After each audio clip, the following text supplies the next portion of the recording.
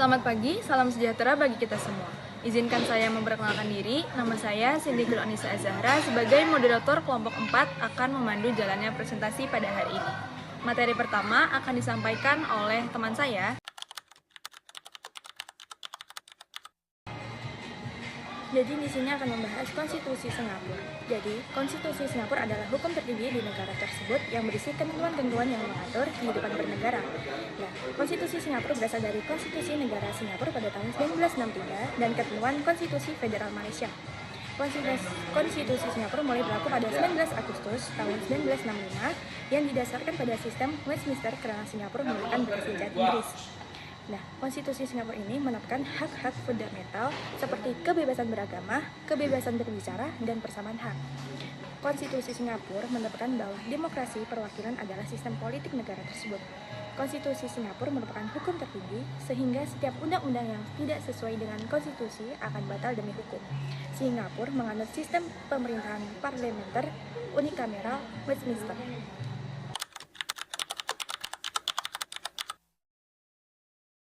Di sini saya akan menjelaskan bentuk negara dari Singapura, teman-teman.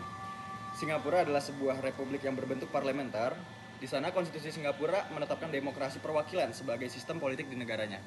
Lalu selanjutnya kita akan beralih ke sistem pemerintahan dari Singapura. Setelah kita mengenal bentuk pemerintahan dari negara Singapura, di sini saya ingin menjelaskan bagaimana sistem pemerintahan dari negara Singapura itu sendiri. Yang mana sistem pemerintahan Singapura adalah parlementer. Kepala negara adalah presiden. Fungsinya sebagai lambang nasional dan tugas-tugas seremonial. The President of Singapore shall be the symbolic or the nominal of the state. Dan kepala pemerintahan adalah Perdana Menteri. Kabinetnya terdiri atas anggota parlemen dan dipimpin oleh Perdana Menteri. Kabinetnya terdiri atas anggota parlemen dan dipimpin oleh Perdana Menteri. Perdana Menteri dipilih oleh parlemen atas rekomendasi presiden. Biasanya ketua partai penguasa yang akan direkomendasikan. Sedangkan anggota kabinet dan 10 menteri diangkat oleh presiden atas saran Perdana Menteri. Seluruh anggota kabinet bertanggung jawab kepada parlemen. Pemerintahan di Singapura mengikuti model sistem Westminster dengan 3 cabang terpisah.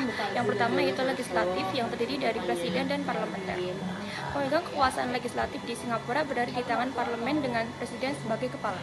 Tugas pemegang kekuasaan legislatif ini adalah mengundangkan undang-undang yang mengatur negara.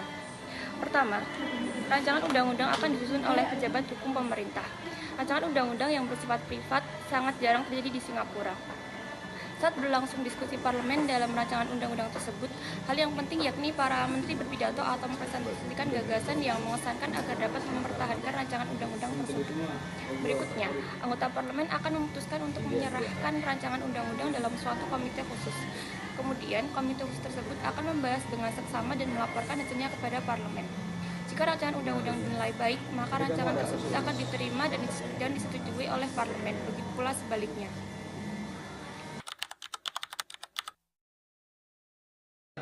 Selanjutnya, dalam lembaga yudikatif di Singapura, pemegang kekuasaan yudikatif di Singapura dilaksanakan oleh Mahkamah Agung dan peradilan di bawahnya yang telah diatur dalam konstitusi Singapura. Pengadilan di Singapura terdiri dari 2, yakni peradilan banding dan peradilan tinggi. Peradilan banding merupakan pengadilan kasus kriminal dan sipil yuridiksi, sedangkan peradilan tinggi merupakan pengadilan asli dan banding yuridiksi pidana dan perdata. Hakim yang bertugas sebagai pemegang kekuasaan kehakiman adalah hakim ketua, hakim banding, hakim komisaris, yudisial, serta hakim pengadilan tinggi. Hakim tersebut direkomendasikan oleh Perdana Menteri dan ditunjuk oleh Presiden.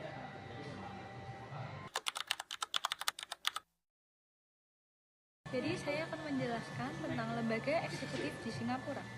Sistem pemerintahan Singapura yang berupa parlementer mewujudkan Perdana Menteri yang hadir sebagai pemegang kekuasaan eksekutif.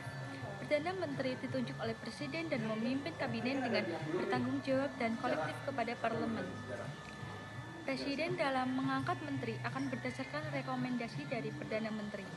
Anggota kabinet yang dikenal menteri akan diangkat pula oleh Presiden atas saran Perdana Menteri. Kabinet Singapura akan melaksanakan kekuasaan eksekutif dan bertanggung jawab kepada parlemen. Kabinet Singapura akan memutuskan kebijakan pemerintah dan membuat hukum dengan mengajukan rancangannya. Terima kasih. Oke, selanjutnya adalah pembagian kekuasaan di Singapura. Apa aja sih pembagian kekuasaan di Singapura itu? Yang pertama adalah Presiden Singapura. Presiden Singapura menjabat sebagai kepala negara, sedangkan Perdana Menteri Singapura menjabat sebagai kepala pemerintahan. Yang kedua adalah kekuasaan eksekutif. Kekuasaan eksekutif dilimpahkan kepada presiden dan kabinet. Kabinet merupakan komite badan legislatif yang dipilih untuk menjadi badan eksekutif.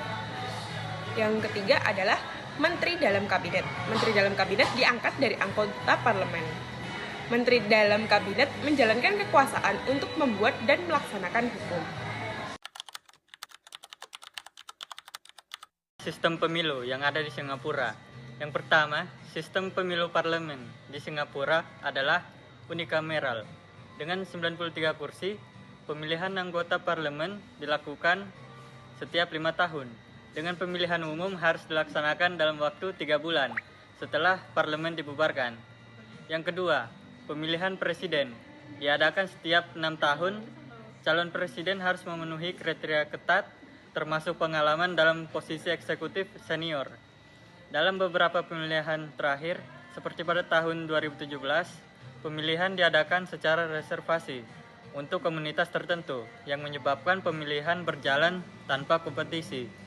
Walkover, karena hanya satu kandidat yang memenuhi syarat. Baiklah teman-teman, itu semua adalah penjelasan dari materi Tata Negara Singapura di mata kuliah Ilmu Negara kita kali ini. Terima kasih atas waktunya. Saya Cindy sebagai moderator izin mengakhiri sesi presentasi pada hari ini. Sekian dan terima kasih.